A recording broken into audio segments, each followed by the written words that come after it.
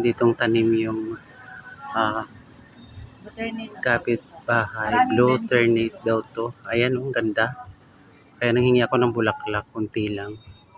Lagay natin sa warm water. Tama ba, te? Ay, pinapakuloan ng tubig. Pakuloan tubig. Oo. Pinulin mo, magkukuloy mo. Tapos sa kanin, sa Mm. pasta, nilalagay yan. Hindi ako nakakuha kahapon kaya nangulubot na iba. Ang ganda. Nagbunga pala siya. May bunga po yan, may seeds. Tapos makakain din yan? Alin, itong seeds, Oo. tatanim. Itatanim. Yung mga hindi pa matigas ng pwede daw parang bataw. Parang patani, oo. Ayan. Tapos ang daming sili dito, oh. Green na green, oh. Daming bunga. Nakakatuwa yung garden nila, oh.